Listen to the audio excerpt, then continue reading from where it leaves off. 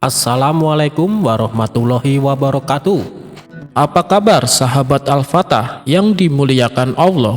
Semoga kita dalam keadaan sehat, dilimpahkan rezekinya dan diberikan keberkahan dunia dan akhirat. Amin ya robbal alamin.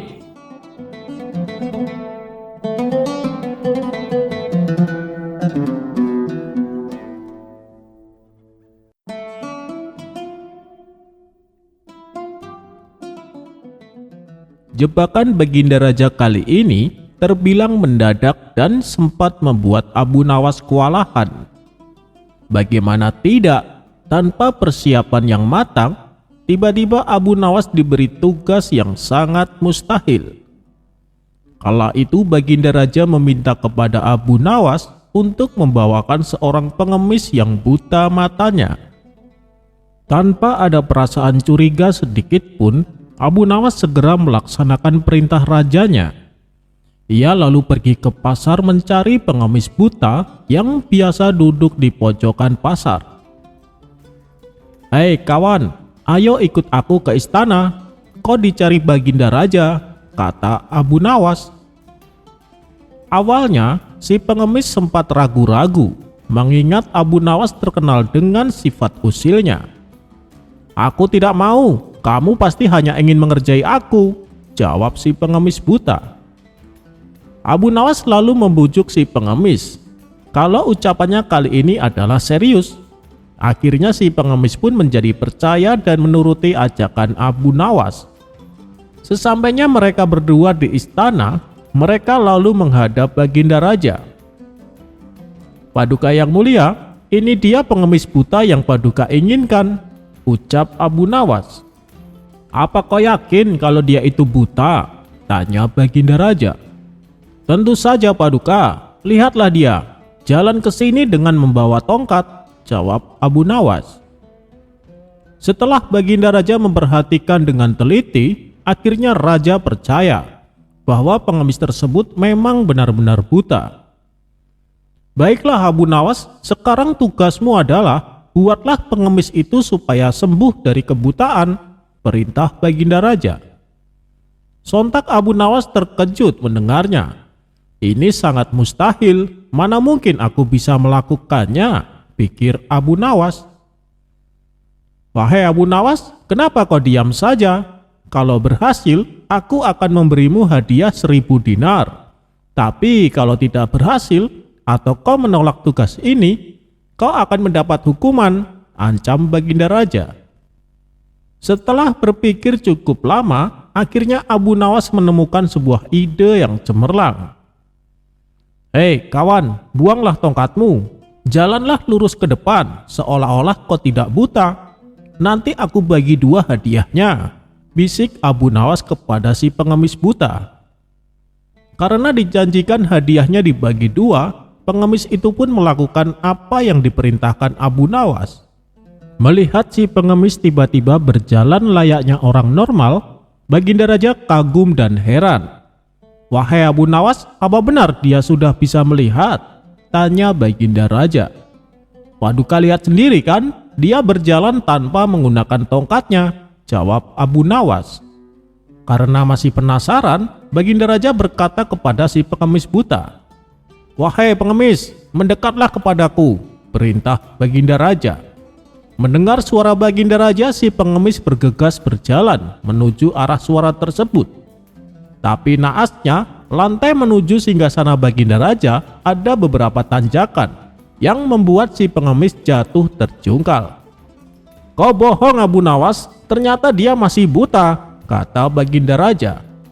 Namun dengan kecerdikan akalnya, Abu Nawas menjawab, "Wahai Paduka yang mulia, dia buta bukan pada matanya, tapi buta pada hatinya. Sehingga dia tidak tahu mana jalan yang membahayakan dan mana jalan yang tidak berbahaya." Mendengar hal itu, Baginda Raja seketika tertawa terpinggal-pinggal. Akhirnya Baginda Raja memberikan hadiah 1000 dinar kepada Abu Nawas, dan hadiah tersebut Abu Nawas bagi 2 kepada si pengemis buta.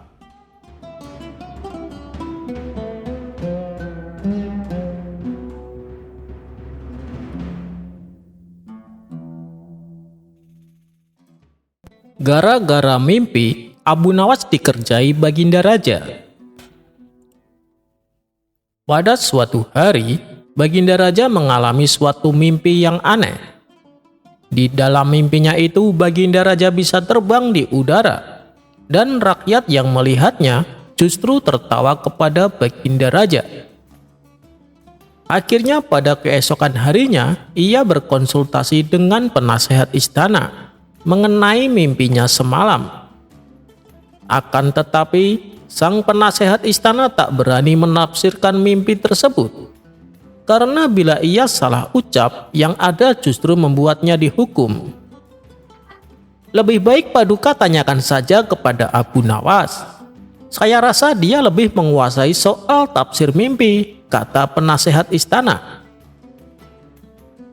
Tanpa pikir panjang, maka dipanggillah Abu Nawas untuk datang ke istana. Setibanya di istana, Abu Nawas menghadap Baginda Raja. "Ampun Paduka, ada gerangan apa Paduka memanggil hamba?" tanya Abu Nawas. "Begini Abu Nawas, semalam aku mengalami mimpi yang sangat aneh, dan tujuanku memanggilmu untuk menafsirkan mimpiku itu," kata Baginda Raja.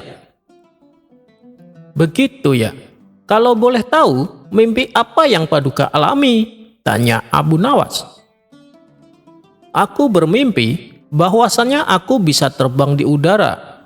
Tapi yang membuatku heran, semua rakyatku malah menertawaiku," tutur Baginda Raja. "Baginda Raja, itu adalah tanda kebesaran dan kebijaksanaan Paduka. Terbang di udara melambangkan kemampuan Paduka untuk melihat dari sudut pandang yang tinggi," jelas Abu Nawas. "Oh begitu, tapi kenapa rakyat tertawa kepadaku?" tanya Baginda Raja. "Itu juga sebuah tanda bahwa rakyat Paduka sangat bangga dan bahagia dengan kebijaksanaan Paduka," jawab Abu Nawas. Mendengar itu, Baginda Raja merasa puas dengan cara Abu Nawas menafsirkan sebuah mimpi. Namun, tiba-tiba terbesit di benak Baginda Raja untuk mengerjai Abu Nawas. "Baiklah Abu Nawas, besok saya akan mewajibkan semua orang supaya tertawa seharian penuh," kata Baginda Raja. "Untuk apa Paduka?" tanya Abu Nawas heran. "Tertawa kan bahagia. Maka dari itu, saya perintahkan semua rakyat untuk tertawa, supaya mereka bisa bahagia," jawab Baginda Raja. Tentu saja perintah Baginda Raja ini sangat tidak masuk akal dan sulit diwujudkan. Mungkin perintah tersebut justru akan membebani seluruh rakyat Baghdad. Dalam hati Abu Nawas berkata, "Jika dibiarkan, kasihan orang-orang. Aku harus mencari cara supaya Paduka mengurungkan niatnya," pikir Abu Nawas. "Tapi Paduka, agar orang-orang bisa tertawa seharian, Paduka harus bisa terbang seperti yang terjadi di dalam mimpi Paduka," terang Abu Nawas. "Nah, itu adalah tugasmu. Buatlah aku supaya bisa terbang," perintah Baginda Raja. Lagi-lagi perkataan Abu Nawas jadi bumerang bagi dirinya. Niatnya menolong orang-orang, malah ia sendiri yang kena sial. "Ampun Paduka, untuk bisa terbang, Paduka harus punya sayap," ujar Abu Nawas. "Kalau begitu buatkan aku sayap. Tapi awas, kalau sampai tidak bisa membuatku terbang, kau akan saya hukum," ancam Baginda Raja. Abu Nawas sedikit gemetar. "Waduh, perintah macam apa lagi ini? Mana mungkin aku bisa membuatnya?" gerutu Abu Nawas. "Begini Paduka, sayap tersebut tidak bisa dibuat, melainkan harus tumbuh dari badan Paduka," kata Abu Nawas menjelaskan. "Oh begitu ya. Sekarang buatlah tubuhku supaya tumbuh sayap," titah Baginda Raja. Perintah tersebut sangat membuat Abu Nawas kebingungan. Ia hampir pasrah dan memilih untuk dihukum saja. Tapi namanya saja Abu Nawas. Dalam keadaan terpojok, ia menemukan sebuah solusi. "Apa Paduka yakin ingin tubuhnya tumbuh sayap? Tapi ada syaratnya Paduka. tutur Abu Nawas. "Tentu saja aku yakin. Beritahu, apa syaratnya?" tanya Baginda Raja. "Syaratnya adalah Paduka harus memotong kedua tangan Paduka. Dengan begitu sayapnya akan tumbuh. Karena itu pula burung punya sayap, sebab dia tak punya tangan," jawab Abu Nawas. "Kalau kamu bisa menjamin sayapnya akan tumbuh, aku bersedia memotong kedua tanganku," kata Baginda Raja tak mau kalah. "Kalau sampai dipotong beneran, bisa-bisa aku dihukum mati, dikarenakan tak bisa mewujudkan apa yang saya janjikan," pikir Abu Nawas. Tapi Abu Nawas tak kehilangan akal. Ia pun lantas berkata, "Jangan khawatir Paduka, sayapnya akan tumbuh dalam tempo 1 tahun. Tapi syaratnya, mulai dari sekarang, Paduka harus berbicara pakai bahasa burung. Kalau sampai satu kata saja terucap menggunakan bahasa manusia, maka jangan salahkan saya Paduka kalau sayapnya tak bisa tumbuh," jelas Abu Nawas. "Jadi, selama setahun aku harus berbicara pakai bahasa burung?" tanya Baginda Raja. "Benar Paduka yang mulia," jawab Abu Nawas sambil tersenyum. Baginda Raja pun akhirnya menyerah dan mengakui kecerdikan Abu Nawas. Ternyata gertakan-gertakan Baginda Raja tak membuat Abu Nawas kehilangan akal. Malah Baginda Raja sendiri yang justru kewalahan.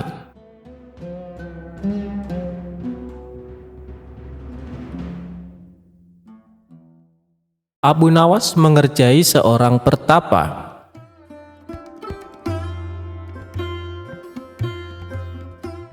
Diceritakan ada seorang pertapa suci yang ingin menyadarkan Abu Nawas akan tingkah konyolnya. Menurut dia, apa yang dilakukan Abu Nawas tidaklah mencerminkan manusia yang memiliki etika moral kesopanan. Dia juga ingin menunjukkan bahwa keyakinan yang dianutnya selalu mengedepankan etika normal kesopanan. Tujuan si pertapa suci melakukan hal itu tidak lain dan tidak bukan supaya Abu Nawas tertarik dan mengikuti keyakinannya. Singkat cerita, maka berangkatlah si pertapa suci ke rumah Abu Nawas. Sesampainya di sana, ia langsung mengetuk pintu rumah Abu Nawas. Tatkala Abu Nawas membukanya, ia terkejut melihat seorang pertapa suci datang berkunjung. Lalu Abu Nawas mempersilahkan masuk dan menanyakan maksud tujuan kedatangannya. Si pertapa suci secara terang-terangan mengatakan bahwa dirinya ingin mengajari Abu Nawas tentang etika norma kesopanan dalam bermasyarakat.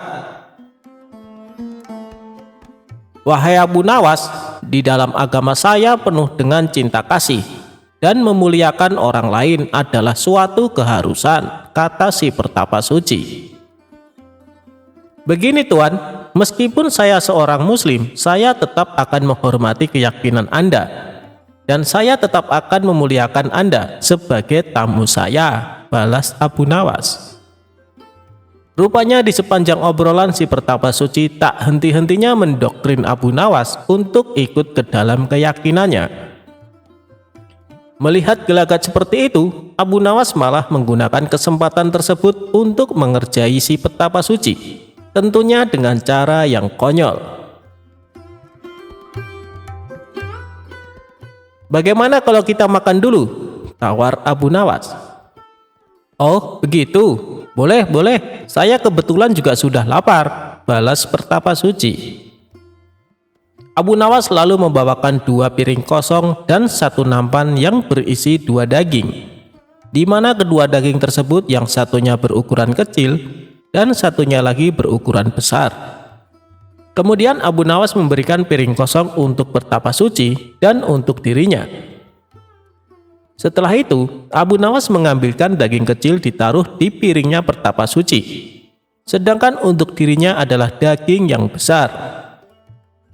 Melihat itu, pertapa suci pun berkata, "Bukan begitu cara yang benar wahai Abu Nawas, itu tidak sopan dan tidak beretika," tutur si pertapa suci. "Berarti caraku ini salah ya?" tanya Abu Nawas berpura-pura. Ya Abu Nawas, itulah tujuanku ke sini, untuk mengajarimu bagaimana cara yang benar menghormati seorang tamu, jawab Pertapa Suci. Oh, begitu ya, balas Abu Nawas sambil mengembalikan kedua dagingnya ke nampan. Boleh aku bertanya, apa yang kau lakukan jika kau menjadi aku? Tanya Abu Nawas lagi. Begini caranya Abu Nawas, aku akan mengambil daging yang besar untukmu, kata si Pertapa Suci. Abu Nawas pun mengikuti dengan mengambil daging besar dan ditaruh di piringnya sendiri. Lalu aku akan mengambil daging yang kecil untuk diriku sendiri, lanjut Pertapa Suci. Abu Nawas menurutinya dengan mengambil daging yang kecil dan menaruhnya di piring Pertapa Suci. Silahkan dimakan, ucap Abu Nawas langsung menyodorkan. Abu Nawas langsung memakan daging besar yang berada di piringnya. Dan si Pertapa Suci terpaksa hanya mendapatkan daging kecil untuk dimakannya. Setelah selesai makan, Abu Nawas berkata, "Bukankah hasilnya sama saja dengan yang aku lakukan di awal tadi?" celetuk Abu Nawas. Tak lama Abu Nawas kembali berkata, "Apakah kau tahu tata cara makan?" tanya Abu Nawas. "Oh, itu sangat mudah. Pertama saya memanjatkan syukur atas rezeki yang aku dapatkan. Setelah itu, aku memakannya dengan perlahan, serta mengunyahnya dengan mulut tertutup," jawab Pertapa Suci dengan yakin. "Yang kamu lakukan itu salah," balas Abu Nawas. "Kenapa salah? Itu sudah sesuai etika dan norma cara menghormati sebuah makanan," ujar Pertapa Suci tidak terima.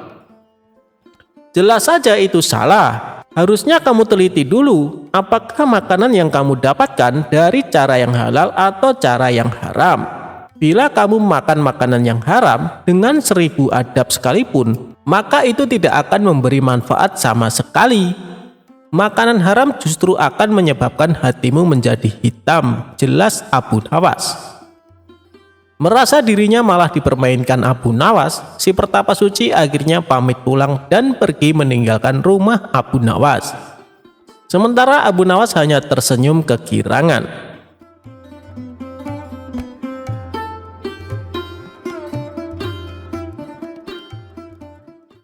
Obat sakit mata untuk kakek.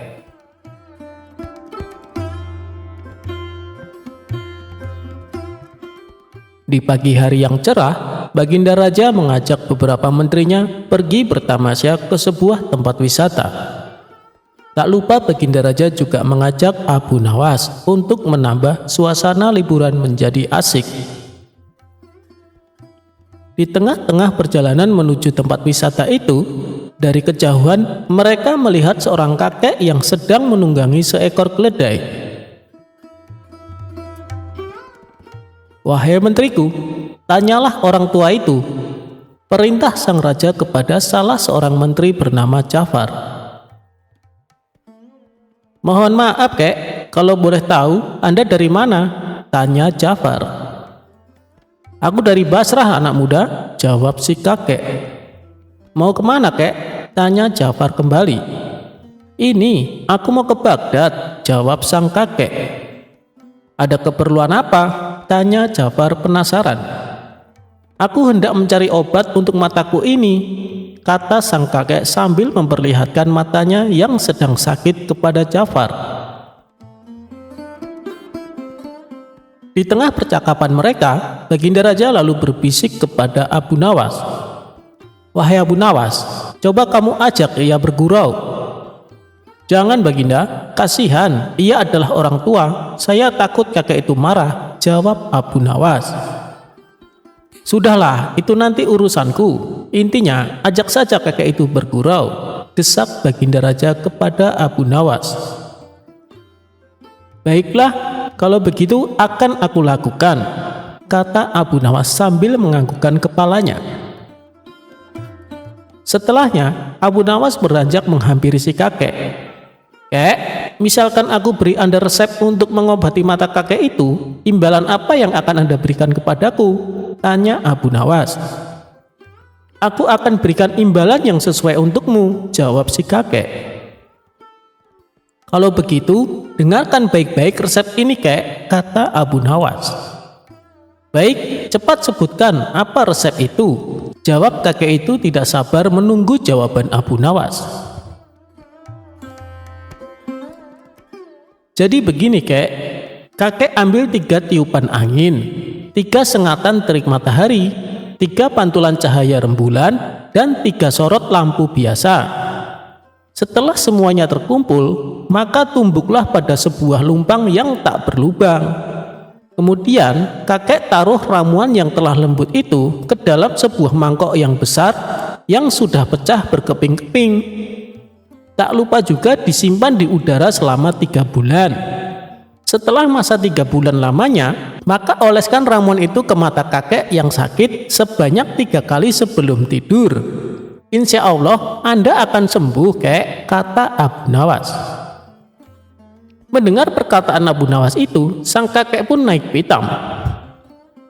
Akhirnya sang kakek turun dari keledainya dan menghampiri Abu Nawas. Ambil keledai ini sebagai imbalan awal, kata si kakek sambil memalingkan wajahnya dari Abu Nawas. Jika setelah menggunakan resepmu itu mataku sembuh, aku akan memberimu lagi imbalan seorang budak wanita yang setia melayanimu. Jika kelak ternyata kamu telah mati terlebih dahulu meninggalkan aku, budak wanita itu pasti sudah menjemputmu di neraka sana. Ia akan setia meludahi matamu dan memukuli wajahmu sambil berteriak dan mengolok-olokimu. Setelah mendengar penuturan si kakek itu, Baginda Raja seketika tertawa terpingkal-pingkal. Hahaha, coba beri orang tua itu hadiah, kata Baginda Raja sambil menahan tawa. Terima kasih Baginda yang mulia, kata si kakek dengan hati yang bahagia. Tak lama setelah itu sang kakek pergi meninggalkan mereka.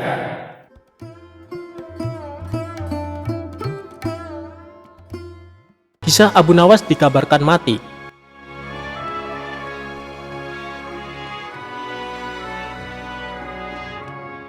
Setelah kejadian Abu Nawas menjual Baginda Raja menjadi budak, Baginda Raja pulang ke istana dan langsung memerintahkan para prajuritnya menangkap Abu Nawas.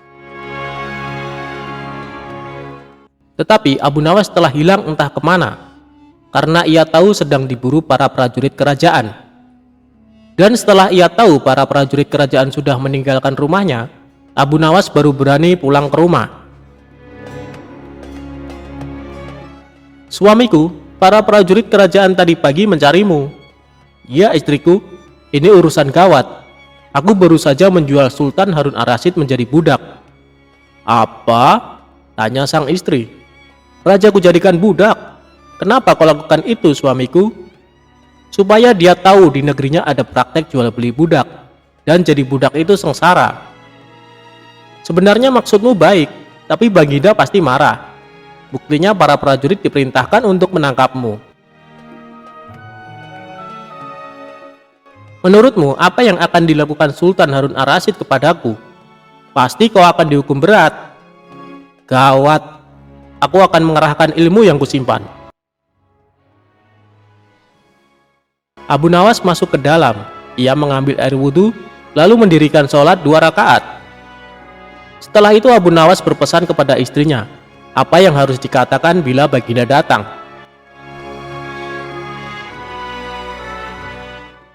Tidak berapa lama kemudian tetangga Abu Nawas geger, karena istri Abu Nawas menjerit-jerit.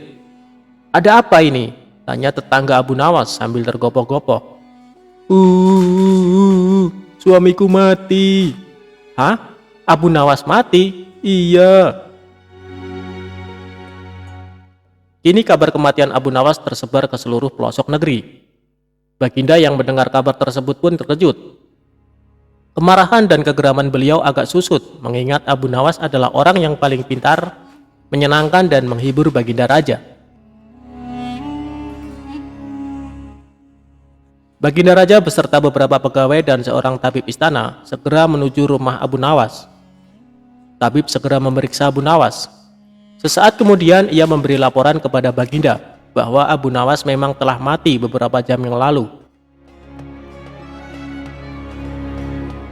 Setelah melihat sendiri tubuh Abu Nawas terbujur kaku tak berdaya, Baginda Raja merasa terharu dan meneteskan air mata. Beliau bertanya kepada istri Abu Nawas, "Adakah pesan terakhir Abu Nawas untukku?" "Ada Paduka yang mulia," kata istri Abu Nawas sambil menangis. "Katakanlah," kata Baginda Raja. "Suami hamba, Abu Nawas, memohon sudilah kiranya Baginda Raja mengampuni semua kesalahannya, dunia akhirat, di depan rakyat," kata istri Abu Nawas terbata-bata. "Baiklah kalau itu permintaan Abu Nawas," kata Baginda Raja menyanggupi. Jenazah Abu Nawas diusung di atas keranda, kemudian Baginda Raja mengumpulkan rakyat di tanah lapang. Beliau berkata, "Wahai rakyatku, dengarkanlah bahwa hari ini aku, Sultan Harun al-Rasyid, telah memaafkan segala kesalahan Abu Nawas yang telah diperbuat terhadap diriku dari dunia hingga akhirat, dan kalianlah sebagai saksinya." Tiba-tiba dari dalam keranda yang terbungkus kain hijau terdengar suara keras, "Syukur!"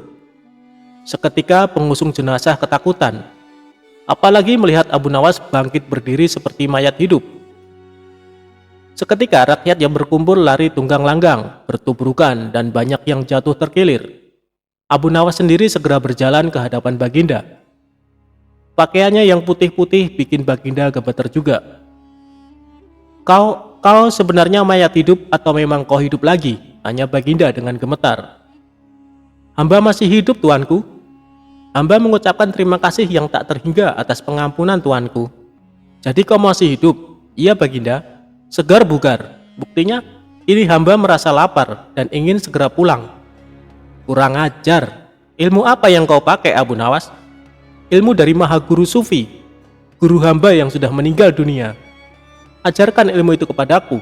"Tidak mungkin Baginda, hanya guru hamba yang mampu melakukannya. Hamba tidak bisa mengajarkannya sendiri." "Dasar pelit," Baginda menggerutu kecewa.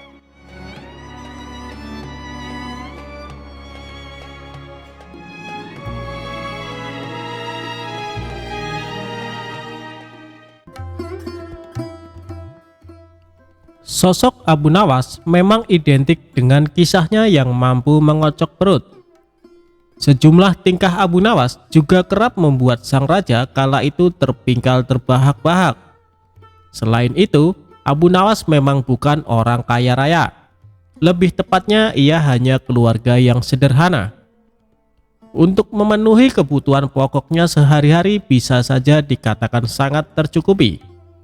Apalagi untuk kebutuhan mewah, Abu Nawas tentu belum bisa merasakannya. Abu Nawas tidak mempunyai barang mewah dan makanan mewah di rumahnya. Semua serba cukup dalam kadar yang sederhana. Namun nasib apes pernah menimpa Abu Nawas. Kala itu tidak ada hujan, tidak ada angin, sang istri tiba-tiba minta dibelikan kalung oleh Abu Nawas. Hal itu membuat Abu Nawas pusing 7 keliling. Bagaimana mungkin bisa ia memenuhi keinginan istrinya? Sedangkan untuk makan mewah saja ia tidak mampu, apalagi membelikan perhiasan kalung. "Wahai istriku, maafkan saya tidak mungkin bisa menyanggupi keinginanmu. Kan kamu tahu sendiri, kita adalah keluarga sederhana yang hidupnya hanya pas-pasan," kata Abu Nawas dengan lemah lembut.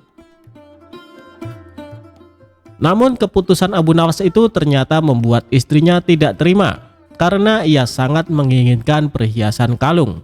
Selama ini istri Abu Nawas itu merasa tidak pernah menuntut apapun, tidak pernah meminta yang macam-macam. Ia ingin satu kali ini saja permintaannya dituruti, entah bagaimana caranya. Akan tetapi lagi-lagi Abu Nawas tidak berani mengiyakan. Ia hanya meminta istrinya supaya selalu bersyukur dengan apa yang ada. Marahlah istri Abu Nawas. Ia terus mengomel dan memarahi suaminya. Tak tahan dengan omelan sang istri, Abu Nawas lalu pergi meninggalkan rumah. Istrinya yang masih marah kepada Abu Nawas berniat membalas dengan memasak sop yang sangat pedas untuknya. Saat malam tiba, Abu Nawas pun pulang. Sang istri berpura-pura tersenyum hangat menyambut kedatangannya. Abu Nawas lalu diajaknya duduk di meja makan, kemudian sang istri menghidangkan sop yang pedas tersebut.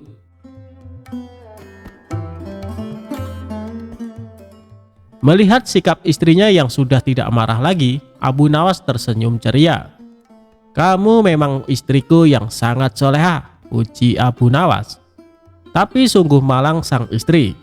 Ia lupa jebakannya sendiri. Ia menyendok sop pedas itu ke dalam piringnya dan memakannya.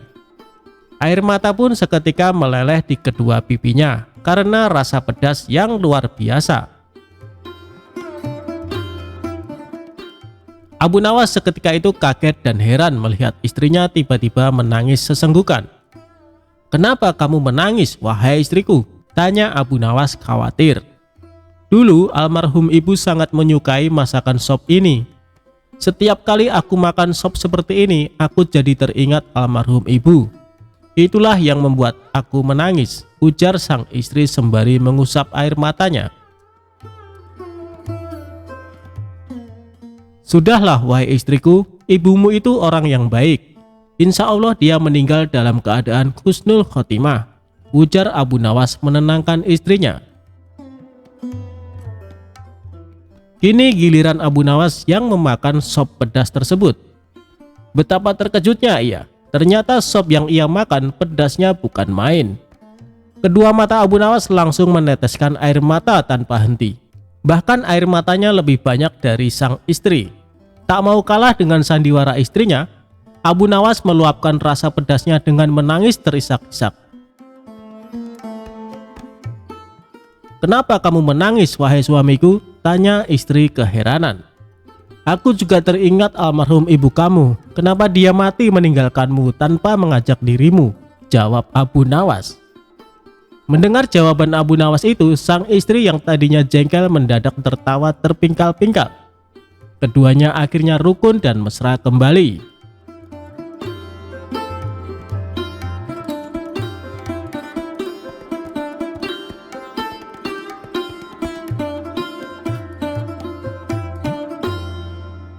Abu Nawas disuruh mendatangkan ibunya yang sudah lama meninggal.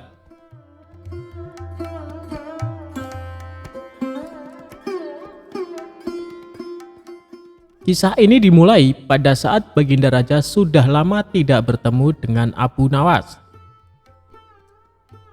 Hal tersebut membuat Baginda Raja merasa galau dengan keadaan kerajaan yang sepi dan sunyi tanpa kehadiran Abu Nawas. Baginda tampaknya ingin mendengar cerita-cerita lucu Abu Nawas. Akhirnya Abu Nawas dihadirkan di istana kerajaan. Kemudian terjadi dialog antara keduanya. Setelah sekian lama berbincang-bincang, Raja tiba-tiba saja ingin menguji kepandaian Abu Nawas. "Wahai Abu Nawas, besok pagi bawalah ibumu ke istanaku. Engkau akan aku beri hadiah 100 dinar, kata Baginda Raja. Mendengar titah rajanya membuat Abu Nawas sangat kaget. Bagaimana tidak? Karena raja sebenarnya sudah tahu kalau ibunya telah lama meninggal dunia. Bahkan raja sempat ikut melayat ke rumah Abu Nawas. Akan tetapi, karena iming-iming hadiah yang sangat menggiurkan itu, Abu Nawas justru menyetujui permintaan aneh dari raja tersebut. Setibanya di rumah, Abu Nawas langsung sibuk mencari seorang wanita tua yang kemudian nantinya akan dijadikan sebagai ibunya untuk dihadirkan ke istana. Setelah lama mencari, akhirnya Abu Nawas menemukan orang yang sedang diinginkannya itu. Abu Nawas lalu menjelaskan maksudnya kepada perempuan tersebut. Abu Nawas berjanji akan membagi hadiah kepada wanita itu dengan adil. Tanpa berpikir panjang, perempuan itu menyetujui permintaan Abu Nawas.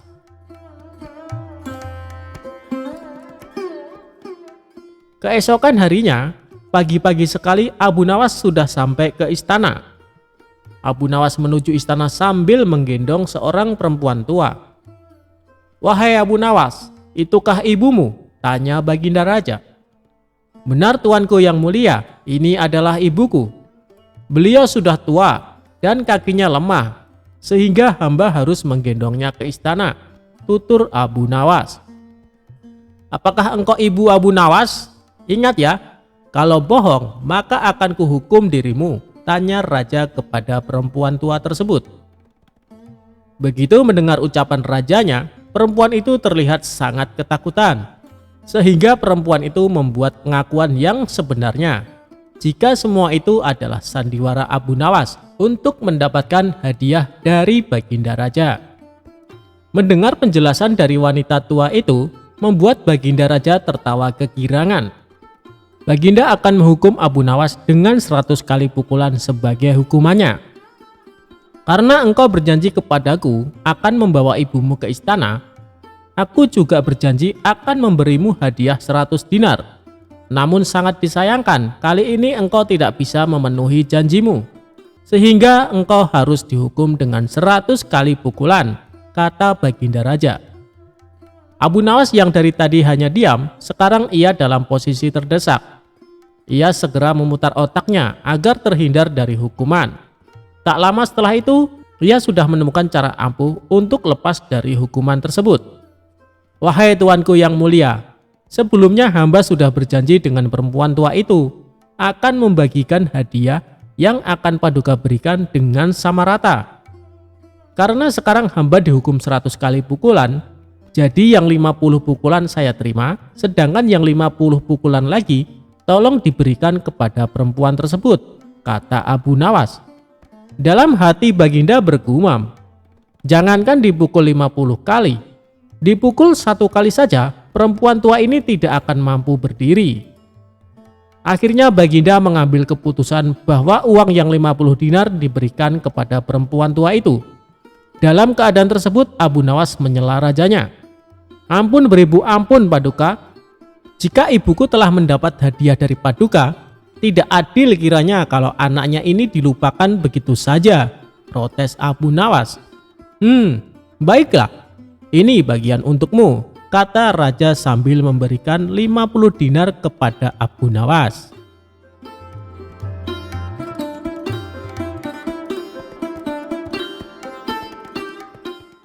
Abu Nawas minta bantuan malaikat langit untuk lempar batu ke pencuri.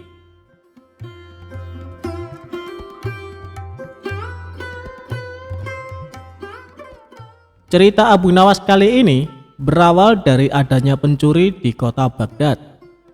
Si pencuri itu sebenarnya sering tertangkap oleh warga, namun tidak pernah jera dengan perbuatannya. Suatu hari ia mencuri di rumah salah seorang saudagar kaya raya. Ketika sedang menjarah barang-barang berharga, dia kepergok oleh si pemilik rumah.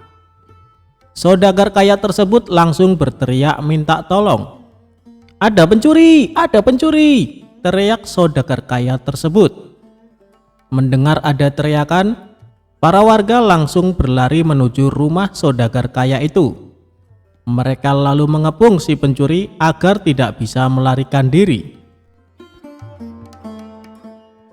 Tapi anehnya si pencuri tampak terlihat tenang.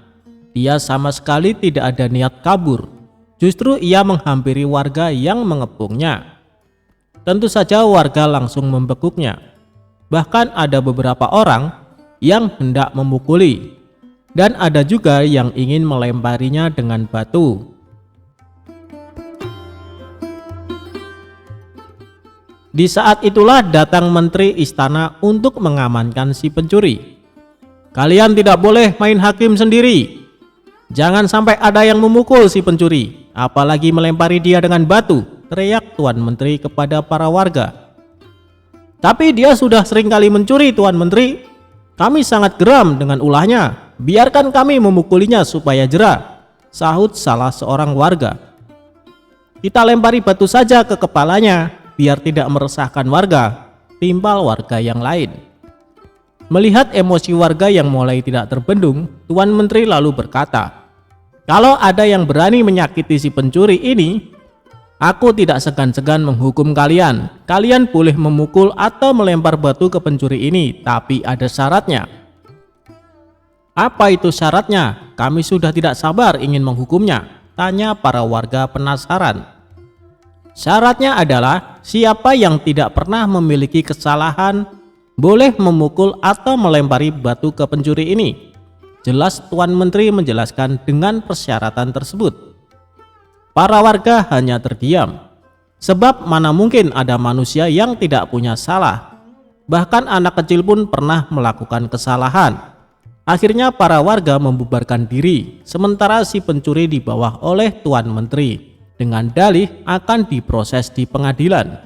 Tapi kenyataannya di tengah jalan si pencuri malah dibebaskan dan disuruh pulang. Usut punya usut, ternyata si pencuri adalah sahabat karib Tuan Menteri. Beberapa hari kemudian, si pencuri kembali beraksi. Dan setiap kali tertangkap warga, Tuan Menteri selalu datang menolong. Begitulah seterusnya hingga suatu ketika si pencuri menyatroni rumah Abu Nawas.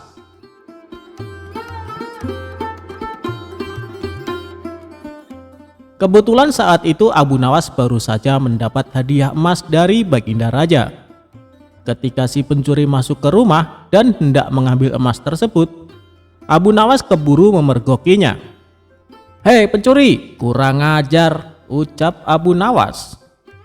Bukannya kabur, si pencuri malah dengan tenang berjalan keluar meninggalkan Abu Nawas. Hal ini membuat Abu Nawas bertambah emosi. Abu Nawas lantas langsung memukul dan membekuknya. Si pencuri pun berteriak kesakitan. Mendengar ada kegaduhan di rumah Abu Nawas, warga-warga pun segera berdatangan. "Ada apa Abu Nawas?" tanya salah satu warga. "Orang ini hendak mencuri di rumahku," jawab Abu Nawas. "Lagi-lagi dia, seakan tidak ada kapoknya," ucap salah satu warga. "Tidak lama lagi pasti dibebaskan Tuan Menteri," ujar warga yang lain. "Kita hukum saja rame-rame sebelum Tuan Menteri datang," sahut warga lain. Tapi sayangnya niat tersebut tidak terlaksana. Sebab Tuan Menteri dan para pengawal segera mendatangi rumah Abu Nawas. Tuan Menteri lalu mengamankan si pencuri dengan melepaskannya dari tangan warga. Si pencuri kini berdiri di samping Tuan Menteri.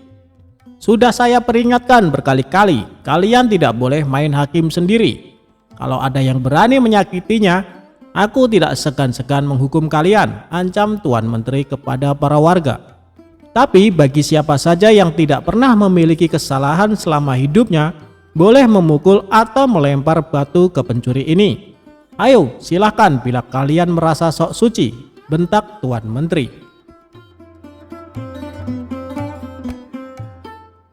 Mendengar itu para warga pun terdiam seketika. Tapi tidak bagi Abu Nawas. Diam-diam ia mengambil 2 batu besar, lalu dilemparkan ke arah langit secara bersamaan. Saat 2 batu tersebut kembali turun ke bawah, masing-masing mengenai kepala si pencuri dan Tuan Hakim. Sontak si pencuri langsung pingsan jatuh tersungkur. Dari kepalanya keluar darah bercucuran. Begitu juga dengan Tuan Menteri. Meski tidak pingsan, dia mengalami sakit yang luar biasa. Dari kepalanya hingga bercucuran darah cukup banyak. "Kurang ajar, siapa yang berani berbuat lancang melempar batu?" teriak Tuan Menteri penuh emosi. Dikarenakan takut menjadi sasaran amukan Tuan Menteri, orang-orang di sana lalu menunjuk bahwa Abu Nawaslah pelakunya. "Kurang ajar kau Abu Nawas, kau akan mendapat hukuman berat," bentak Tuan Menteri. "Salahku di mana? Kenapa tiba-tiba aku dihukum?" tanya Abu Nawas berpura-pura. "Kamu telah berani melempari kepalaku dengan batu," jawab Tuan Menteri.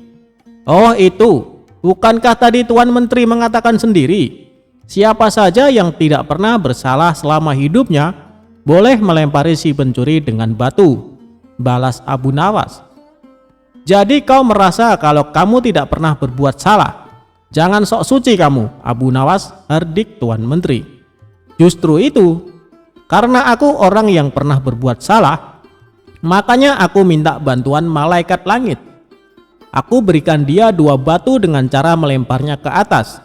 Ketika malaikat langit mengembalikan batu itu ke bawah, ternyata yang kena bukannya pencuri, tapi Tuan Menteri juga ikut kena. Mungkin malaikat langit lebih tahu bila selama ini Tuan Menteri bersekongkol dengan si pencuri, kata Abu Nawas. Mendengar itu Tuan Menteri tidak bisa berkata apa-apa, tapi memendam amarah kepada Abu Nawas. Tuan Menteri ingin menghukum saat itu juga, karena perkataan yang diucapkan Abu Nawas hanya dibuat-buat. Belum sempat Tuan Menteri perintahkan pengawal untuk menangkap, tiba-tiba Abu Nawas berkata lagi, kalau besok-besok dia sampai kedapatan mencuri lagi, dan Tuan Menteri menolong dengan alasan akan mengamankannya, maka batu ini bukan hanya akan aku berikan kepada malaikat langit, tapi akan aku berikan juga kepada Baginda Raja, ancam Abu Nawas. Mendengar perkataan tersebut, nyali Tuan Menteri mendadak ciut. Tuan Menteri yang tadinya bersikap garang mendadak berubah menjadi santun, sebab tahu betul betapa dekatnya Abu Nawas dengan Baginda Raja. Maafkan aku Tuan Abu Nawas, aku pastikan kali ini si pencuri akan mendapat hukuman, kata Tuan Menteri. Sejak saat itulah akhirnya si pencuri menjadi jera dan tidak mengulangi perbuatannya, karena Tuan Menteri sudah tidak berani melindunginya.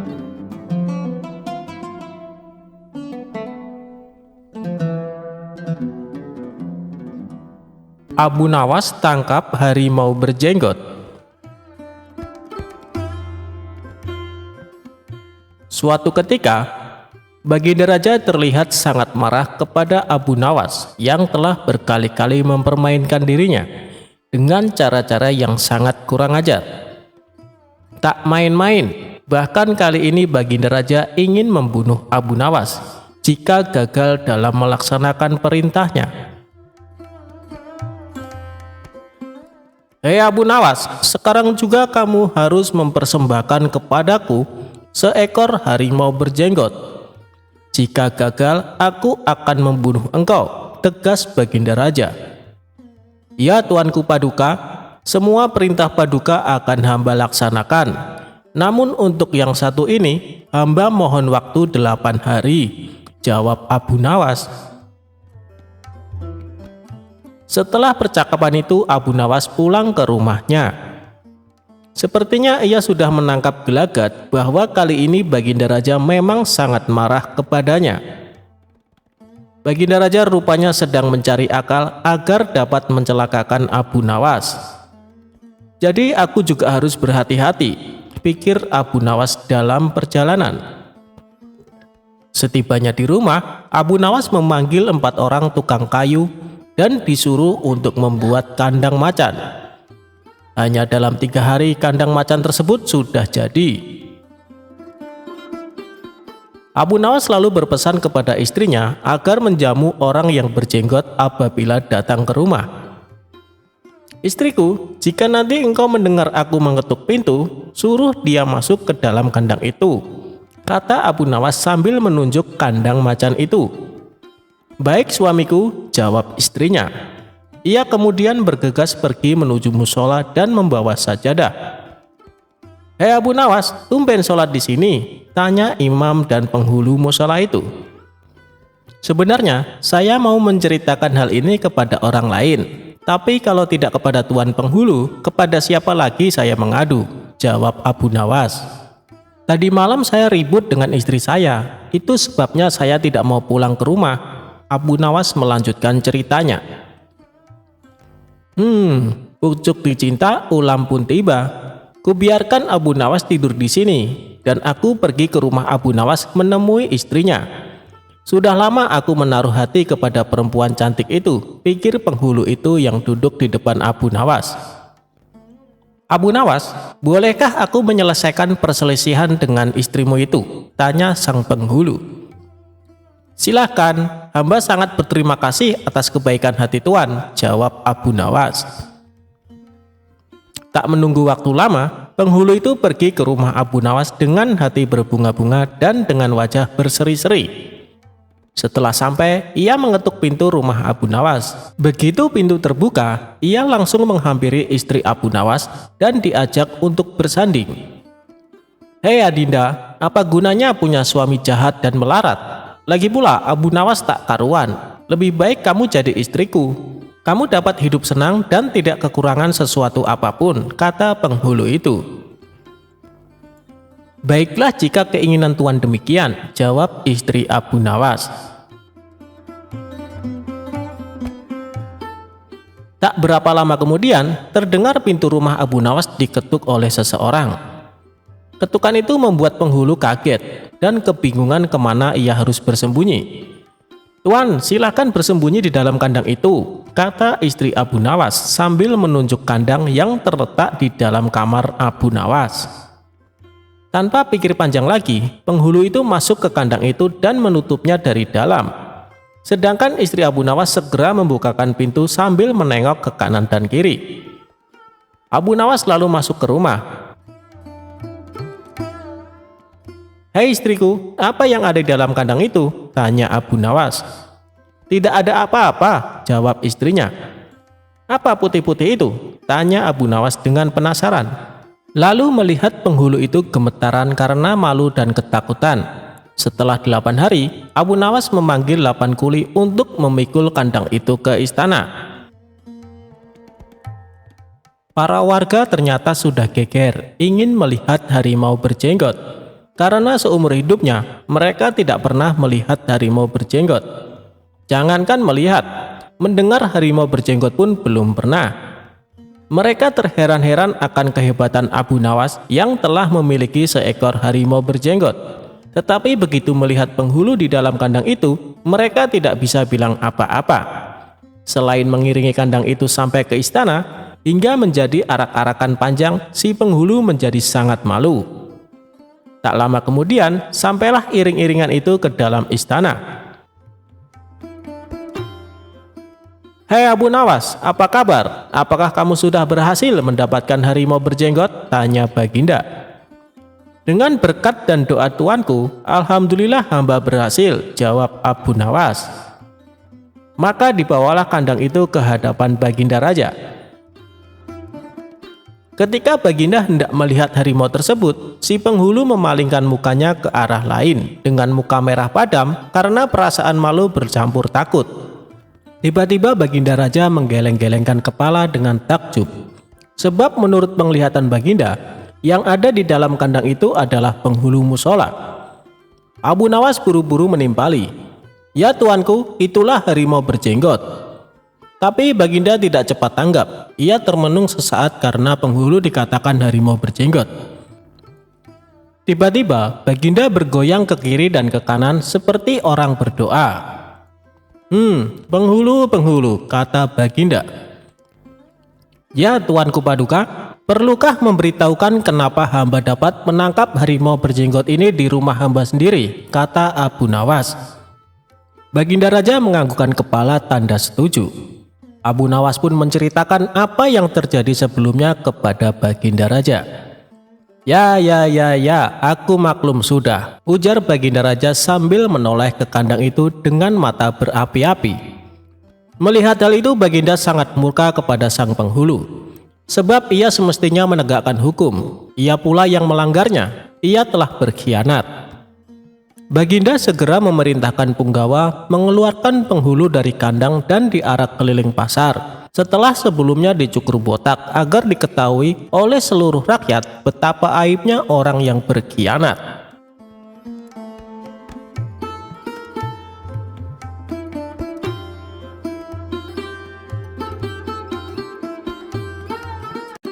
Imam Syafi'i enggan menyolati jenazah Abu Nawas.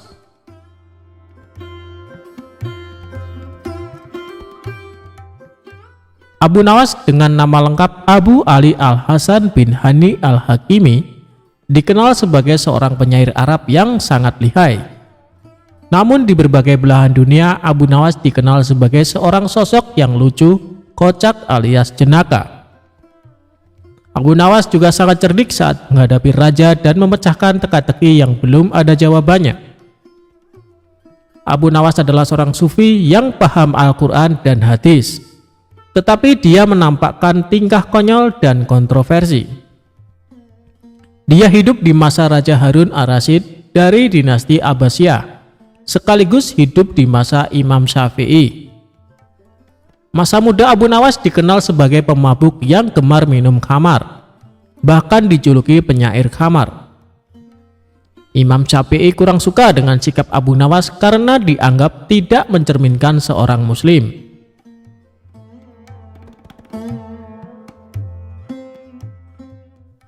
Suatu ketika Abu Nawas meninggal dunia dan kabar kematiannya sampai ke penjuru seantero negara Iran. Kabar wafatnya Abu Nawas membuat gempar penduduk Iran. Baginda Raja sebagai teman dekat Abu Nawas merasa sedih mendengar kabar tersebut. Sementara Imam Syafi'i juga mendengar kabar wafatnya Abu Nawas. Namun Imam Syafi'i enggan menyolati jenazah Abu Nawas. Sementara di satu sisi banyak warga berkumpul di rumah Abu Nawas untuk melayat dan mendoakan jenazah Abu Nawas. Ketika jenazah Abu Nawas hendak dimandikan, salah seorang warga menemukan kertas di saku Abu Nawas.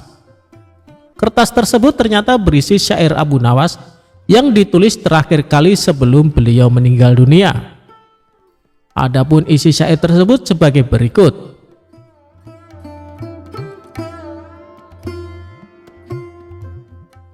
Wahai Tuhanku, dosaku terlalu besar dan banyak, tapi aku tahu bahwa ampunanmu lebih besar.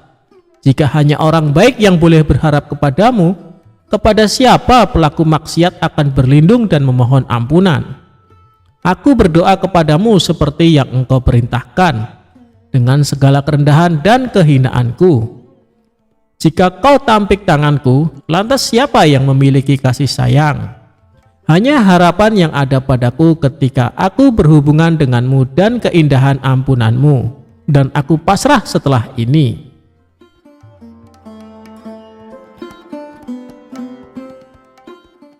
Kemudian salah seorang warga membawa kertas berisi syair Abu Nawas ke rumah Imam Syafi'i. Warga tersebut menjelaskan bahwa kertas tersebut ditemukan di saku Abu Nawas saat akan dimandikan. Setelah membaca syair Abu Nawas tersebut, Imam Syafi'i sangat sedih dan menangis sejadi-jadinya. Kemudian Imam Syafi'i pergi ke rumah Abu Nawas untuk menyolatkan jenazahnya. Itulah kisah syair terakhir Abu Nawas yang mampu meluluhkan pemilik mazhab terbesar, yaitu Imam Syafi'i. Semoga kita bisa mengambil hikmah dari kisah Abu Nawas yang hidup sejaman dengan Imam Syafi'i.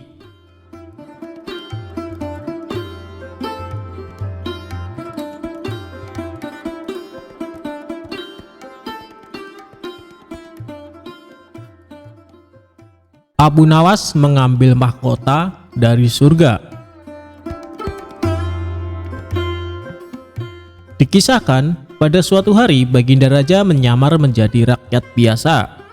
Beliau ingin menyaksikan kehidupan di luar istana tanpa sepengetahuan siapapun agar lebih leluasa bergerak. Baginda mulai keluar istana dengan pakaian yang amat sederhana, agar tidak terlihat seperti seorang raja oleh rakyatnya. Ketika raja sampai di sebuah perkampungan, beliau melihat beberapa orang berkumpul. Setelah Baginda mendekat, ternyata seorang ulama sedang menyampaikan kuliah tentang alam barzah. Kemudian ada pertanyaan dari seseorang yang datang dan bergabung di tempat itu. Ia bertanya kepada ulama tersebut, "Kami menyaksikan orang kafir pada suatu waktu dan mengintip kuburnya, tetapi kami tidak mendengar mereka berteriak dan tidak pula melihat penyiksaan-penyiksaan yang katanya sedang dialaminya. Maka bagaimana cara membenarkan sesuatu yang tidak sesuai dengan yang dilihat mata?" tanya orang itu. Ulama itu berpikir sejenak, kemudian ia berkata, "Untuk mengetahui yang demikian itu harus dengan panca indera yang lain. Ingatkah kamu dengan orang yang sedang tidur? Dia kadangkala bermimpi dalam tidurnya digigit ular, diganggu dan sebagainya. Ia juga merasa sakit dan takut ketika itu, bahkan memekik dan keringat bercucuran pada keningnya. Ia merasakan hal semacam itu seperti ketika tidak tidur. Sedangkan engkau yang duduk di dekatnya menyaksikan keadaannya seolah-olah tidak terjadi apa-apa. Padahal apa yang dilihat serta dialaminya adalah dikelilingi ular-ular. Maka jika masalah mimpi yang remeh saja sudah tidak mampu mata lahir melihatnya, Mungkinkah engkau bisa melihat apa yang terjadi di alam barzah? Kata sang ulama. Baginda Raja terkesan dengan penjelasan ulama itu. Lalu ulama itu melanjutkan kuliahnya tentang alam akhirat. Dikatakan bahwa di surga tersedia hal-hal yang amat disukai nafsu, termasuk benda-benda. Salah satu benda-benda itu adalah mahkota yang amat luar biasa indahnya. Tak ada yang lebih indah dari barang-barang di surga, karena barang-barang itu tercipta dari cahaya. Saking indahnya, maka satu mahkota jauh lebih bagus dari dunia dan isinya. Baginda makin terkesan. Beliau lalu pulang kembali ke istana. Baginda sudah tidak sabar ingin menguji kemampuan Abu Nawas. Baginda Raja memerintahkan menterinya untuk memanggil Abu Nawas ke hadapannya.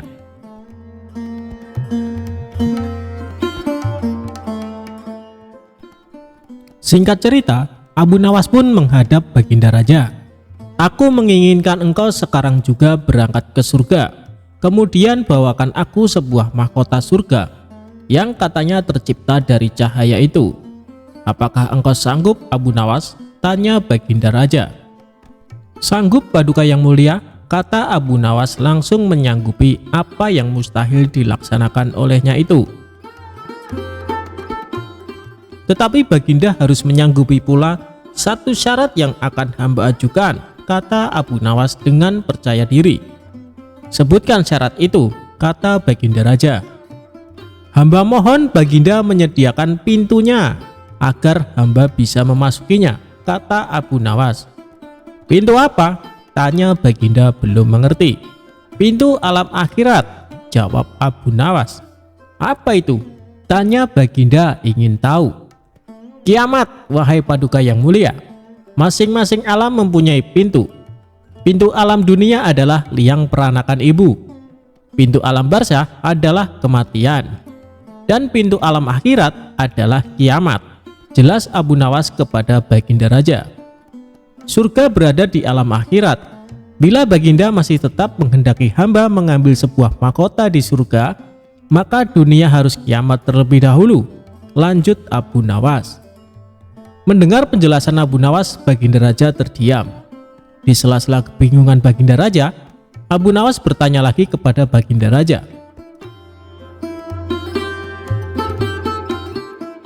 Masihkah Baginda menginginkan mahkota dari surga? Tanya Abu Nawas.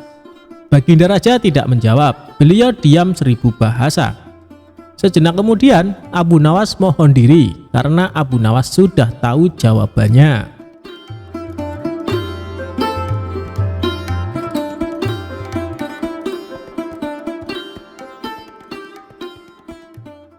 Abu Nawas tetap bisa cari solusi.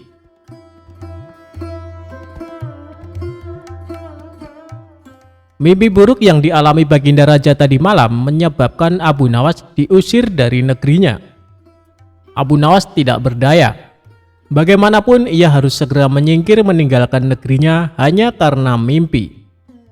Masih jelas terngiang-ngiang kata-kata Baginda Raja di telinga Abu Nawas. Tadi malam aku bermimpi bertemu dengan seorang laki-laki tua. Ia mengenakan jubah putih.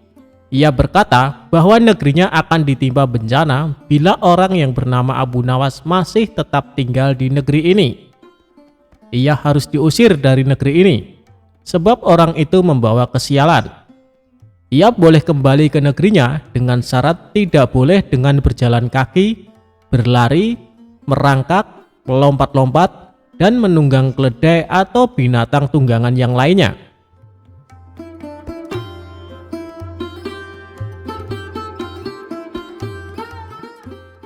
Dengan bekal yang diperkirakan cukup, Abu Nawas mulai meninggalkan rumah dan istrinya. Istri Abu Nawas hanya bisa mengiringi kepergian suaminya dengan deraian air mata.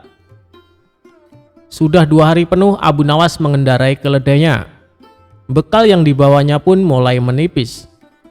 Abu Nawas tidak terlalu meresapi pengusiran dirinya dengan kesedihan yang terlalu mendalam. Sebaliknya Abu Nawas merasa bertambah yakin bahwa Tuhan yang Maha Perkasa akan segera menolong keluar dari kesulitan yang sedang melilit pikirannya.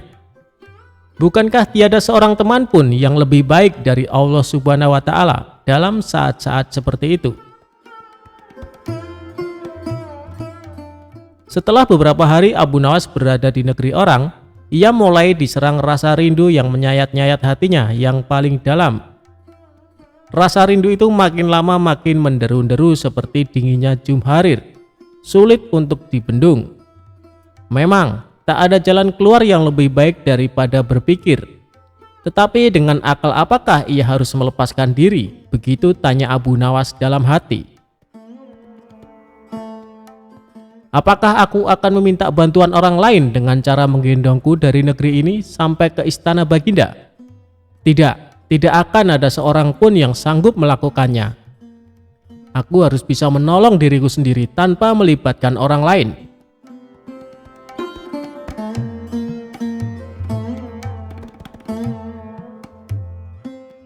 Pada hari ke-19, Abu Nawas menemukan cara lain yang tidak termasuk larangan Baginda Raja. Setelah segala sesuatunya dipersiapkan, Abu Nawas berangkat menuju ke negerinya sendiri. Perasaan rindu dan senang menggumpal menjadi satu. Kerinduan yang selama ini melecut-lecut semakin menggila karena Abu Nawas tahu sudah semakin dekat dengan kampung halaman. Mengetahui Abu Nawas bisa pulang kembali, penduduk negeri gembira. Desas-desus tentang kembalinya Abu Nawas segera menyebar secepat bau semerbak bunga yang menyerbu hidung. Kabar kepulangan Abu Nawas juga sampai ke telinga Baginda Raja. Baginda juga merasa gembira mendengar berita itu, tetapi dengan alasan yang sama sekali berbeda.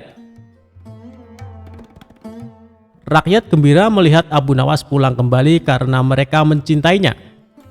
Sedangkan Baginda Raja gembira mendengar Abu Nawas pulang kembali karena beliau merasa yakin kali ini pasti Abu Nawas tidak akan bisa mengelak dari hukuman.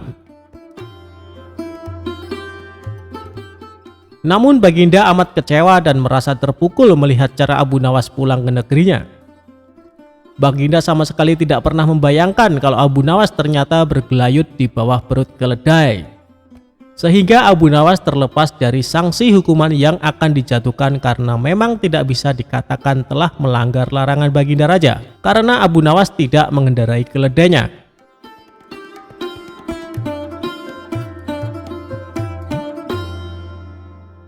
Abu Nawas menipu malaikat untuk menghindari pertanyaan kubur.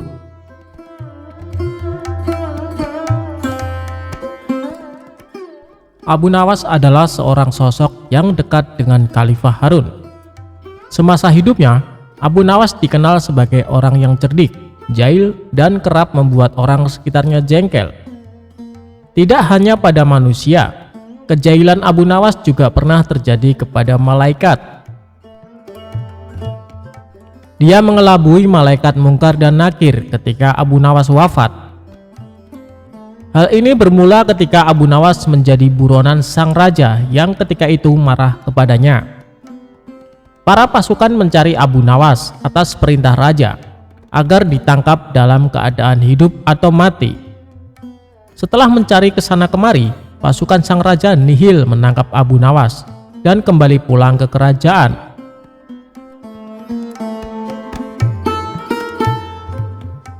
Mengetahui pencariannya berakhir, Abu Nawas pulang ke rumahnya untuk kemudian sholat 2 rakaat. Usai sholat, dia memberikan surat wasiat kepada istrinya. Beberapa waktu pun berlalu dan Abu Nawas wafat. Dari situ, kisah Abu Nawas menipu malaikat pun dimulai.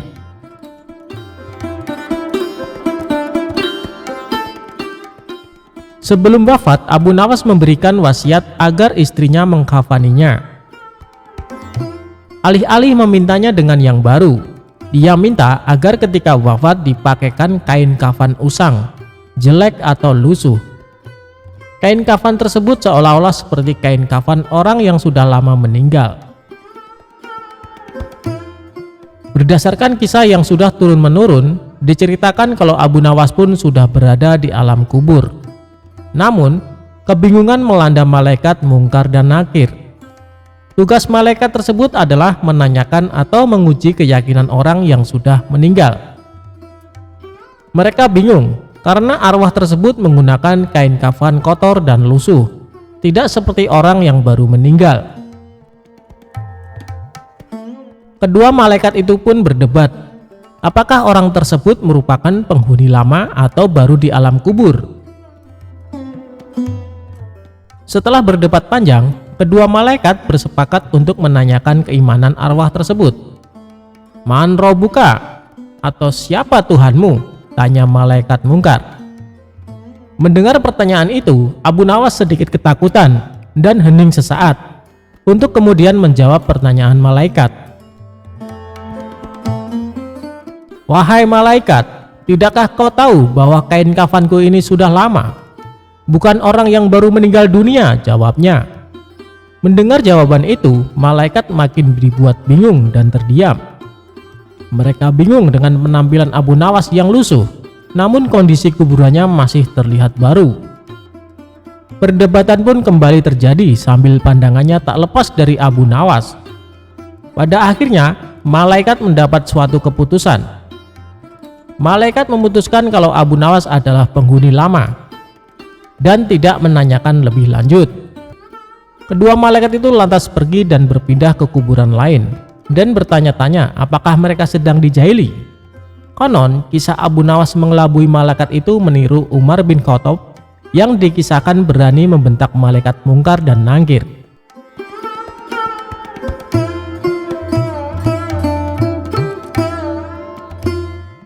Abu Nawas dihukum masuk kandang singa gara-gara bikin kesal Baginda Raja. Suatu hari Abu Nawas nekat menjahili Baginda Raja. Kali ini usilnya tergolong kelewat batas karena Baginda Raja hampir saja kehilangan nyawa. Akibatnya Baginda Raja menjadi sangat murka dengan ulah Abu Nawas itu. Sebenarnya perbuatan Abu Nawas semata-mata hanya ingin membalas atas perlakuan Baginda Raja kepadanya. Karena bukan sekali dua kali saja Abu Nawas juga beberapa kali hampir celaka karena perbuatan usil Baginda Raja. Saat ini Baginda Raja diselimuti amarah yang sangat memuncak. Cari Abu Nawas, tangkap dan bawalah ke sini, perintahnya. Beberapa pengawal kerajaan langsung berangkat menuju rumah Abu Nawas. Sesampainya di sana, mereka menangkap Abu Nawas dengan kasar. "Apa-apaan ini? Apa salahku?" tanya Abu Nawas ketakutan. "Kami diperintahkan Baginda Raja untuk menangkapmu. Kalau kamu menolak, kami tetap akan membawamu dengan cara paksa," jawab para pengawal. Abu Nawas pun hanya bisa pasrah. Ia kemudian digiring ke istana dihadapkan ke Baginda Raja.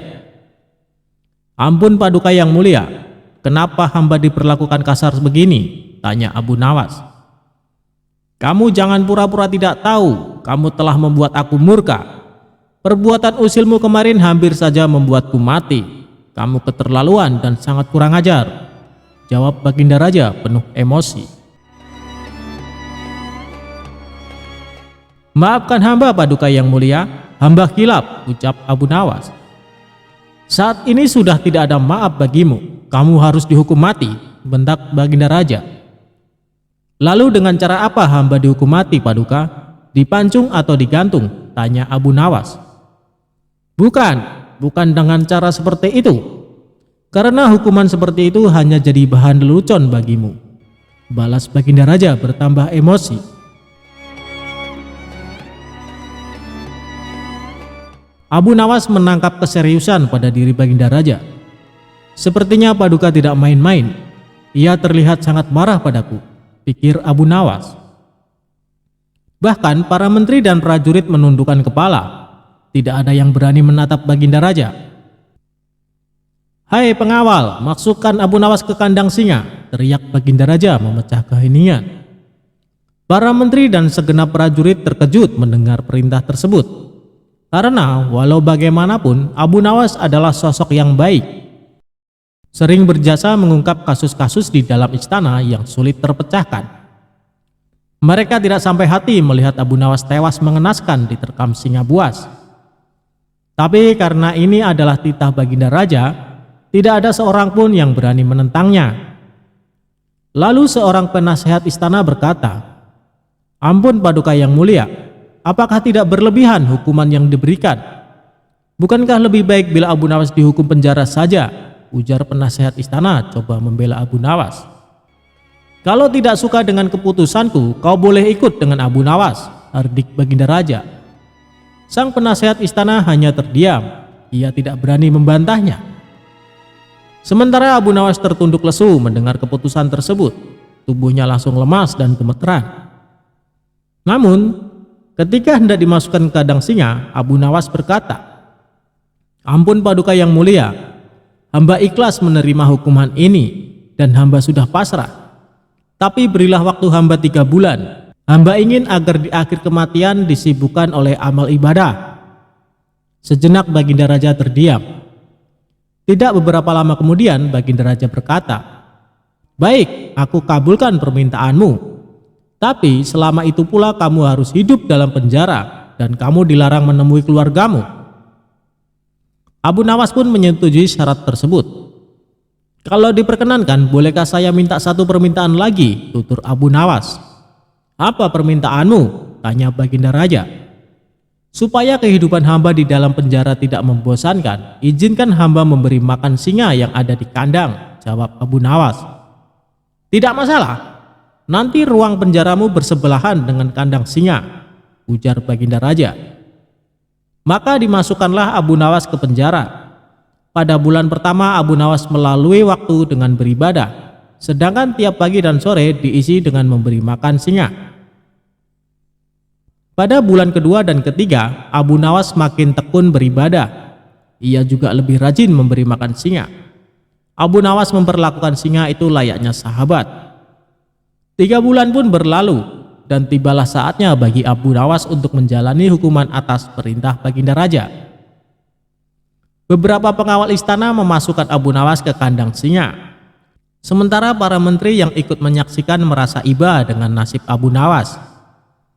Tapi tiba-tiba terjadi peristiwa tidak terduga saat Abu Nawas berada di dalam kandang singa. Singa tersebut tidak menerkam, tapi justru menjilati kaki dan tangan Abu Nawas.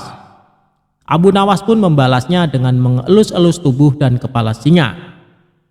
Singa yang terkenal buas ini mendadak tunduk dan nurut kepada Abu Nawas. Sontak saja pemandangan itu membuat mereka yang hadir menjadi terkejut dan heran. "Abu Nawas ternyata punya kesaktian," ujar salah satu menteri. Dikarenakan singa itu tidak menerkam, akhirnya Abu Nawas dikeluarkan dari kandang singa dan disuruh menghadap baginda raja. "Hei Abu Nawas, kenapa singa itu tidak mau menerkammu? Kamu punya kesaktian apa?" tanya baginda raja merasa heran. "Sama sekali hamba tidak punya kesaktian Paduka," jawab Abu Nawas. "Tapi kenapa singa itu tidak memakanmu?" tanya baginda raja lagi. "Begini Paduka yang mulia, selama 3 bulan ini hamba rutin memberi singa itu makan dan minum. Dan hamba juga memperlakukan dia dengan baik. Oleh sebab itulah hamba tidak dimangsanya. Sebab dia pikir hamba adalah orang yang berjasa bagi dia. Padahal hanya 3 bulan hamba memperlakukan dia dengan baik. Dia memang seekor singa yang buas, tapi dia tahu balas budi. Buktinya dia tidak memangsa hamba. Sedangkan Paduka sendiri bertahun-tahun hamba mengabdi kepada Paduka dan berjasa bagi istana ini. Tapi hanya karena satu kesalahan, Paduka begitu tega menjatuhkan hukuman mati kepada hamba," tutur Abu Nawas menjelaskan. Mendengar hal itu, baginda raja pun menyadari akan kesalahannya. "Maafkan aku Abu Nawas, aku telah berbuat khilaf. Baiklah, sekarang kamu boleh pulang, dan ini ada hadiah uang untukmu dan keluargamu. Terimalah sebagai rasa terima kasihku karena telah menyadarkanku," ujar baginda raja. Berkat kecerdikannya, Abu Nawas kembali lolos dari hukuman mati.